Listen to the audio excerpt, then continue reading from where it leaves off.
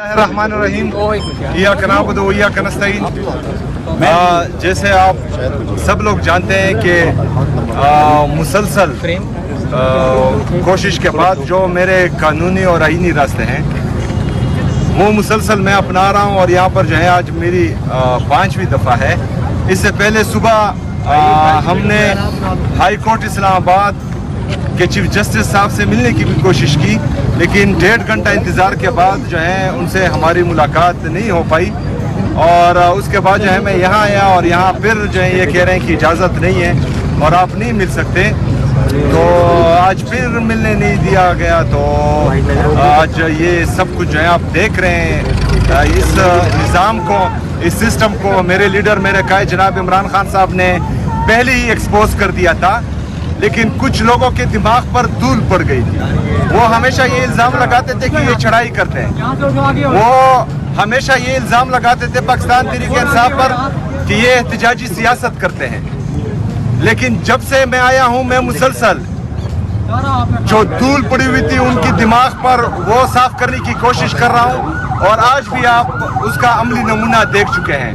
تو بہرحال کچھ لوگ اداروں سے زیادہ طاقتور ہو چکے ہیں، اور شاید وہی ہیں، کیونکہ جب بھی ہم بات کرتے ہیں تو کوئی کہتا ہے کہ پوچھ کر بتاتا ہوں، اور کوئی کہتا ہے کہ اوپر سے آرڈر نہیں ہے، تو یہ ہمیں معلوم نہیں ہو رہا کہ یہ آرڈر کون دے رہا ہے۔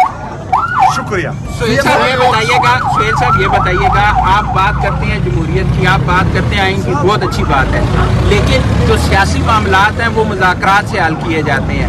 اب تک نہ آپ وزیر اعظم سے ملے، آپ صوبے کے حقوق کی بات کرتے ہیں کہ وہ پورے نہیں دیے جا رہے، آپ وزیر اعظم سے ملاقات نہیں کر رہے، آپ وزیر خزانہ سے نہیں مل رہے، وزیر داخلہ سے نہیں مل رہے، کیونکہ امن و امان کی وہاں پہ صورتحال خراب ہے، تو مسائل کیسے ہوں گے؟ صرف ایک ملاقات سے حل ہو جائیں گے؟ دیکھیں جی، سب سے پہلے تو جو الزامات ان کی طرف سے لگے، جو میرا نام اناؤنس ہونے کے بعد ان کے وفاقی وزراء نے جو پریس کانفرنسز کی، تو میرے خیال میں پہلے ان کو اس پر معافی مانگنی چاہیے، کیونکہ ان کا یہ سٹینڈ بنتا ہی نہیں تھا جو انہوں نے لیا، ان کا یہ کام بنتا ہی نہیں تھا کہ ایک پارٹی کا جو ہے چیئرمین تھا، حیات چیئرمین، وہ ایک نام اناؤنس کرتا ہے تو ان کو تکلیف کیا تھی میرے نام سے، اگر تھی بھی تو وہ سیاسی بیان دیتے، لیکن انہوں نے جو ہے الزامات لگائے جس پر میں آج بھی ناراض ہوں، غلط الزامات لگائے، اور ان کو ان الزامات پر معافی مانگنی چاہیے۔ پہلے علی امین صاحب وزیر اعلیٰ تھے، وہ 3 میں سے 2 نہیں جو ایک دفعہ ملاقات کر لیتے تھے عمران خان سے، ان سے کوئی مشورہ لے لے، وہ کون سا دروازہ ہے جو اور پھر اس کو اجازت ملتی؟ دیکھیں جی، اس وقت شاید حالات میرے خیال میں اس طرح نہیں تھے جو آج بنائے گئے ہیں۔ انہوں نے جو پریس کانفرنسز کی ہیں اور مجھ پر کراس لگانے کی ناکام کوشش کی تھی، تو میرے خیال میں ابھی جو ہے وہ اس بات پر شرمندہ بھی ہیں، اور جو ہے بار بار اس کی وضاحت بھی دے رہے ہیں، تو امید ہے کہ ہماری عدالتیں جو ہے وہ انصاف کرے گی اور مجھے ملنے دے گی۔ سی ایم صاحب ماشاءاللہ آپ کو اللہ نے بڑی عزت دی ہے، آپ پی ٹی آئی ورکرز کے لیے جو ہے ایک رول ماڈل بن گئے ہیں، آپ کو اتنا بڑا عہدہ مل گیا ہے، لیکن اس کے ساتھ ساتھ جو ہے آپ نے گزشتہ ہفتے جو ہے ایک ٹاک کی، اور جس میں آپ نے جو ہے وہ سیکیورٹی کے حوالے سے کولیٹرل ڈیمیج کی اصطلاح کرتے ہوئے پاک فوج کو جو ہے وار کرائمز کا ذمہ دار قرار دے دیا، اور پورے انڈیا نے جو ہے آپ کے اس بیان کو اٹھا کے اس کے اوپر جو ہے پروگرام کیے، یہ تو انڈیا کا ایجنڈا ہے، تو آپ نے وہ کیسے پاک فوج کو جو ہے وار کرائم کا ذمہ دار قرار دیا؟ اور دوسرا، جب دہشت گردی ہوتی ہے تو 50-100 بچے مارے جاتے ہیں، کیا وہ کولیٹرل ڈیمیج نہیں ہے؟ دیکھیں جی، آپ نے اپنے سوال میں جو ہے پاک فوج کو کولیٹرل یہ وار کرائم کا ذمہ دار دیا، میں نے جو ہے میری بات وہ آپ ویڈیو پوری سنیں، میں نے وہاں یہ کہا کہ جو انٹرنیشنل سٹینڈرڈ کے مطابق کولیٹرل ڈیمیج کی ڈیفینیشن ہے، اس میں جو ہے انٹینشن اور پروپورشن دیکھا جاتا ہے۔ انٹینشن ہمیں معلوم ہے، یہ میرے الفاظ تھے، اور جو پروپورشن ہے وہ 2% ہے، مگر اگر فرض کریں 100 دہشت گرد مارے جاتے ہیں تو اس میں 2 سویلین زخمی ہو یا شہید ہو، وہ بھی بری بات ہے، لیکن وہ جو ہے سٹینڈرڈ رکھا گیا ہے۔ لیکن یہاں پر جو ہے 21 لوگ شہید ہوتے ہیں، 21 لوگ شہید ہونا جو ہے یہ کرائم ہے، یہ نہیں ہونا چاہیے۔ باقی جو ہے آپ یہاں پر بیٹھ کر اس طرح باتیں کرتے ہیں، وہاں پر میرے سویلینز بھی مرتے ہیں، फौज जो मर रहा है वो भी फौजी भी मेरा भाई है, वो भी शहीद हो रहा है, सिविलियन भी शहीद हो रहा है। क्यों? स्टेट की गलत पॉलिसी की वजह से। हम उस पॉलिसी पर जो है एतराज करते हैं कि बंद कमरों में फैसले नहीं होने चाहिए।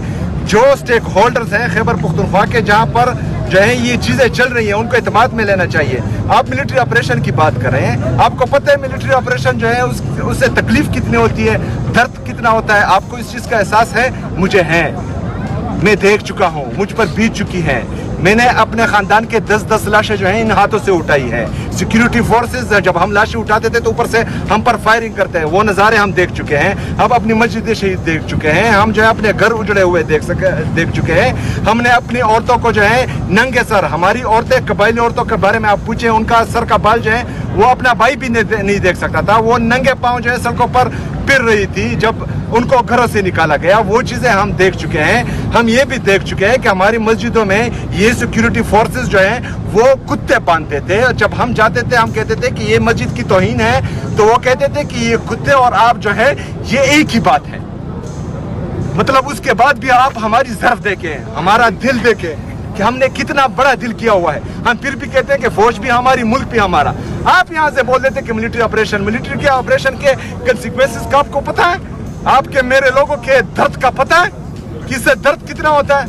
बंद कमरों में तो ये शहाना जिंदगी गुजारने वाले ये फैसला करते थे कि वहाँ मिलिट्री ऑपरेशन, उस दर्द से हम गुजरे हैं, हमें एतमाद में लिया जाएगा। हर वो पॉलिसी जो मेरे अवाम के मफाद में नहीं होगी, हर वो पॉलिसी जिस पर हमें जो है एतमाद भी नहीं लिया गया होगा, वो पॉलिसी जो है हम ना पहले कबूल करते थे, ना आज कबूल करते हैं और ना इंशाअल्लाह ताला आइंदा कबूल करेंगे। एस्टेब्लिशमेंट कहते हैं कि अपना यानी कि सियासत में रोल नहीं देना है, लेकिन बाद में वो कहते हैं कि एस्टेब्लिशमेंट के साथ हमने बैठ के मुज़ाकरात करने हैं। अब लास्ट जो नहीं कि बात आई थी यानी कि वहाँ पर कहा गया कि एस्टेब्लिशमेंट से हम नहीं बैठे। दूसरी बात ये कि सियासतदानों से भी आप नहीं बैठ सकेंगे, तो एस्टेब्लिशमेंट के साथ में बैठे मुज़ाकरात करना चाहते हैं, किसके साथ करना चाहते हैं? सियासतदानों में आपके ख्याल में कौन इतना ताकतवर है कि उसके साथ आप करना चाहेंगे? आप मुझे बताएं ना, उस एक सियासतदान का आप नाम लें कि वो जो है ये तमाम जो सियासी टर्मोइल है उसको खत्म कर सकता है ताकि हम उनके साथ बैठे। एक का नाम बता पूछ कर आप तो ये अदालत की बात कर रहे हैं, कानून की अमलदारी की बात कर रहे हैं। पंजाब में दफा 144 नाफिज है, हर हफ्ते इतने कारकुन लेके पीटीआई यहाँ पे जमा हो जाती है। दफा 144 की खिलाफवर्जी है। क्या ये कानून की खिलाफवर्जी नहीं है? अगर एक सीएम, एक सियासी लीडर कानून पर अमल दरामद नहीं करेगा तो वो दूसरों को कैसे कह सकता है या दूसरों पर कैसे उंगली उठा सकता है? अच्छा, मतलब आपकी नजर में 3 जजेस के हुक्म के मुझे मिलाने दिया जाए, उससे जो है ये बड़ा क्राइम है। स्टेट की लेकिन क्राइम तो है ना सर। मेरी बात सुने, यहाँ पर जो है हम मिलने के लिए आ रहे हैं। अगर फर्ज करें ये हमें मिलने देते तो ये रश बनता ही नहीं। ये हमें मिलने नहीं दे रहे जजेस के ऑर्डर्स के बावजूद, तो इस वजह से रश बनता है। ये भी इनकी जिम्मेदारी है। ये क्राइम भी जो है वो कमिट कर रहे हैं, हम नहीं कर रहे हैं। सर, कल असेंबली में आपसे आपकी मुलाकात के हवाले से डिस्कस हुई और उसके बाद वफाकी वजीर तारिक फजल चौधरी साहब ने कहा कि मुलाकात का पहला हक फैमिली का है, बाद में उनके वकला का है। जेल मैनुअल की खिलाफ वर्जी की वजह से ये मुलाकात नहीं हो पा रही, क्या कमेंट करेंगे? किसने? मैं आपका सवाल समझा। तारिक फजल चौधरी वफाकी वजीर कह रहे हैं कि सीएम की मुलाकात इसलिए नहीं हो रही कि जेल मैनुअल की खिलाफ वर्जी हो रही है। देखे जी, ये यहाँ पर हमने जिरगे देखे हैं, हमने 80-80 और 100-100 बंदा देखा है कि इनके जो जाली बादशाह बने हुए थे उनसे मिलने आते थे। एसी की डिमांड्स हमने देखी हैं, हमने जो है बाकी चीज़ें देखी हैं। तो ये वैसी जो है अपने आप को धोखा देने वाली बात है, इससे ज़्यादा कुछ नहीं।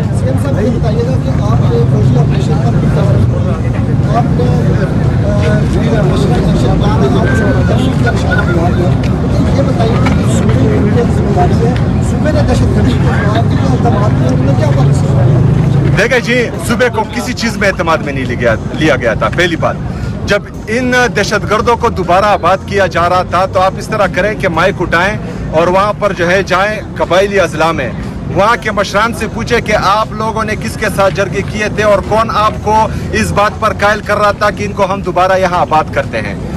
फेंसिंग लगी थी, इनका दावा तो ये है कि चिड़िया भी पर नहीं मार सकता, तो फिर दहशतगर्द कहाँ से आते हैं? यही हमारा सवाल है। اور یہی سوال جینوئن ہے. نومبر میں کوئی احتجاجی تحریک کا کوئی پروگرام ہے پی ٹی آئی؟ دیکھیے جی، احتجاج کے لیے پاکستان تحریک انصاف جو ہے 1 دن کے ڈیڈ لائن پر بھی تیار رہتی ہے. تو پارٹی کی طرف سے جب بھی کال آئی تو ہم تیار ہیں انشاءاللہ. شکریہ.